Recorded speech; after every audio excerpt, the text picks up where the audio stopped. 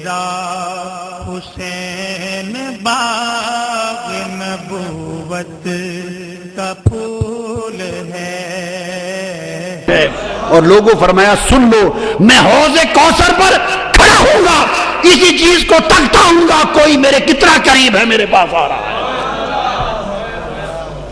فرتن لکم علی الحوض, میں قیامت کے دن حوض کوثر پہ کھڑا تمہارا انتظار کر رہا ہوں گا, ساری امت کا انتظار کروں گا.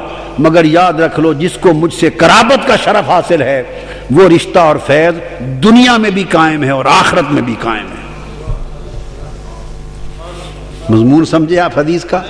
اس حدیث کو ابو سعید خدری رضی اللہ تعالیٰ عنہ نے روایت کیا اور اس کو امام احمد بن حنبل نے تخریج کی, مسند امام احمد بن حنبل میں, اور اس حدیث کی امام حاکم نے اپنی صحیح مستدرک میں تخریج کی, اور اس کی امام بہقی نے بھی تخریج کی.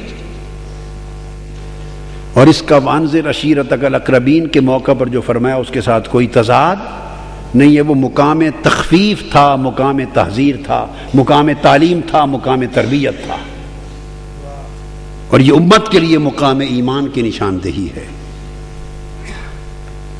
آقا علیہ السلام نے فرمایا, اس لیے بہت ساری حدیث ہے. سیدنا فاروق اعظم رضی اللہ تعالیٰ عنہ نے فرمایا اور ام المومنین حضرت عائشہ صدیقہ رضی اللہ تعالیٰ عنہ نے فرمایا کہ قیامت کے دن ہر ایک کا رشتہ منقطع ہو جائے گا سوائے محمد مصطفیٰ کے رشتہ و نسب کے. حضور کی قرابت, حضور کا نسب اور حضور کا رشتہ, اس کا فیض برقرار رہے گا, باقی سب رشتے ٹوٹ جائیں گے. یہی وجہ ہے حضور علیہ الصلوۃ والسلام نے اور اللہ رب العزت نے نماز کے اندر اپنی عبادت میں بھی حضور کے ساتھ حضور کی آل اور اہل بیت کا نام لے کر درود کو شامل نماز کیا ہے,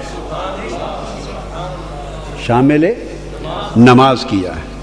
اور حضرت ابو مسعود الانصاری بدری صحابی رضی اللہ تعالیٰ عنہ وہ روایت کرتے ہیں جس کو امام بہقی نے تخریج کیا اور امام دار قطنی نے تخریج کیا.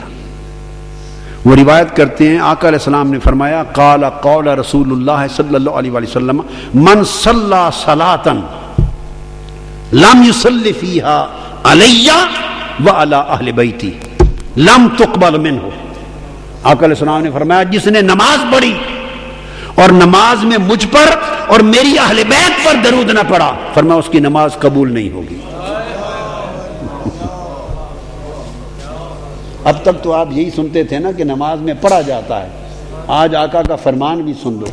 فرمایا جس نے نماز پڑھی, خدا کی عبادت کی, تکبیر تحریمہ سے لے کر اللہ کی حمد اور ثنا بھی کی, قیام بھی کیا, فاتحہ اور قرآن کی قرات بھی کی, رکوع اور سجود بھی کامل کیا, 4 رکعتیں بھی پوری پڑھی, اور قومہ اور قادہ بھی کیے, اور سارے کلمات نماز کے کاملاً ادا کیے. اور آقا نے فرمایا سب کچھ جو اللہ کے لیے تھا وہ کیا. نماز میں جو کچھ اللہ کے لیے تھا, قیام کس کے لیے تھا نماز میں, رکوع و سجود کس کے لیے تھا, حمد و ثنا کس کے لیے تھی, قرات اور تسبیح کس کے لیے تھی.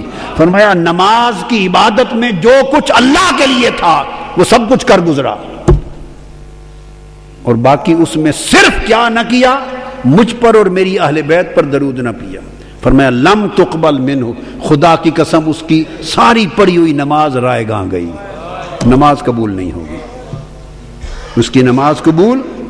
یہ امام بہقی نے سنن کبریٰ میں اور امام دار قطنی نے اپنی سنن میں اس حدیث کو روایت کیا ہے. آقا علیہ الصلوۃ والسلام نے اس رشتے کو جو اہل بیت اطہار کا رشتہ ہے, جو قرابت کا رشتہ ہے آقا سے, الا المودۃ فی القربى, اس کو کس طرح سنبھال کے اللہ نے رکھا ہے.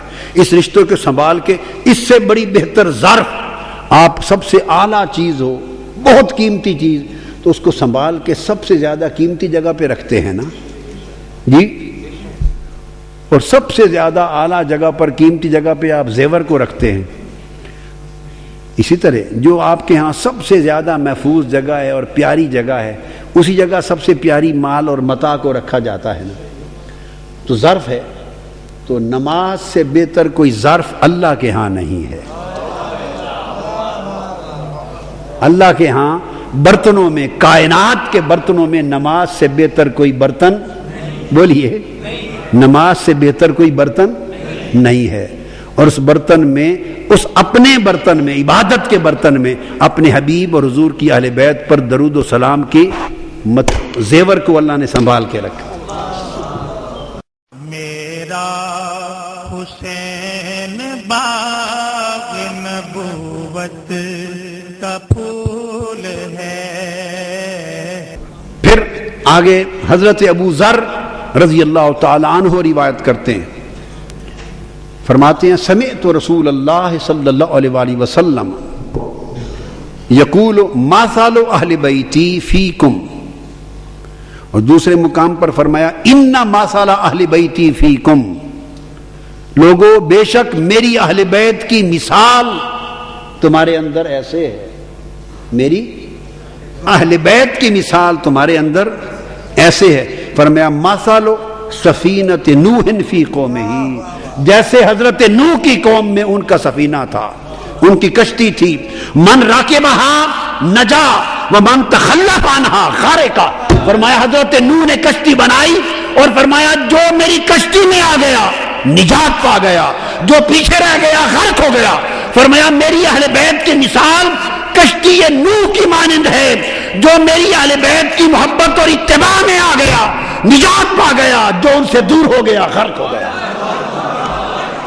اس حدیث کو بھی امام حاکم نے روایت کیا اپنے مستدرک میں، امام ابو یعلا نے بھی روایت کیا مسند نے، اور امام طبرانی نے بھی روایت کیا اس کو، طبرانی موجم اوسط میں بھی اور موجم صغیر میں بھی امام طبرانی نے اس کو روایت کیا، اور پھر امام ابو نعیم نے روایت کیا ہلیۃ الاولیاء میں، اور امام بزار نے بھی روایت کیا اپنے مسند میں، اور امام ابو یعلا نے اپنے مسند میں آقا علیہ السلام کی اس حدیث کو مختلف طرق کے ساتھ، یہ حضرت ابو ذر کے الفاظ تھے روایت رسول میں۔ اب حضرت عبداللہ ابن عباس نے بھی یہ حدیث روایت کی آقا علیہ السلام سے، انہوں نے فرمایا کہ آقا علیہ السلام نے فرمایا مثل اہل بیتی مثل سفینۃ نوح من راکبہا نجا ومن تخلف عنہا غرق، وہی لفظ عبداللہ ابن عباس نے بھی روایت کی۔ اسی حدیث کو حضرت عبداللہ بن زبیر نے بھی روایت کی، حضرت عبداللہ ابن زبیر نے بھی روایت کی، جس کی تخریج امام بزار نے کی۔ انہوں نے بھی فرمایا مثل اہل بیتی مثل سفینۃ نوح من راکبہا سالما، انہوں نے فرمایا جو اس اہل بیت کی کشتی میں سوار ہو گیا وہ نجات پا گیا۔ اس میں الفاظ ہیں جو اہل بیت کی محبت و اتباع کی کشتی میں آ گیا سلامت ہو گیا، اسے سلامتی مل گئی۔ ومن تارکہا غارقا، اور جس نے اہل بیت سے تعلق چھوڑ دیا وہ غرق ہو گیا۔ میرا حسین باغ نبوت کا پھول ہے۔ سیدنا عثمان غنی رضی اللہ تعالیٰ عنہ روایت کرتے ہیں، اور اس کو امام طبرانی نے معجم الاوسط میں تخریج کی، حضرت ابان بن عثمان، اور وہ حضرت عثمان بن عفان سے روایت کرتے ہیں۔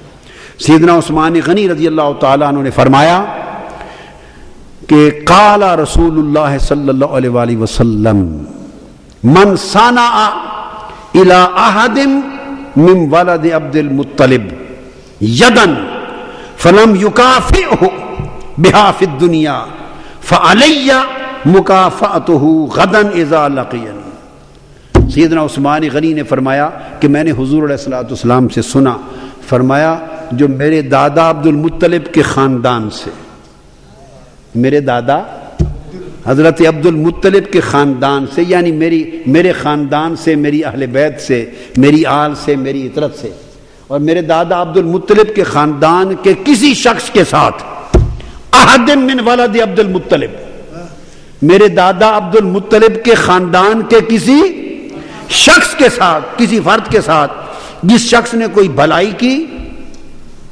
کوئی بھلائی کی، احسان کیا، اور وہ شخص دنیا میں اس کا بدلہ نہ دے سکا، میرا خاندان، میرے خاندان کا فرد وہ بھلائی کرنے والے کی بھلائی کا، اس کے احسان کا بدلہ اگر نہ دے سکا تو فرمایا خدا کی قسم قیامت کے دن وہ احسان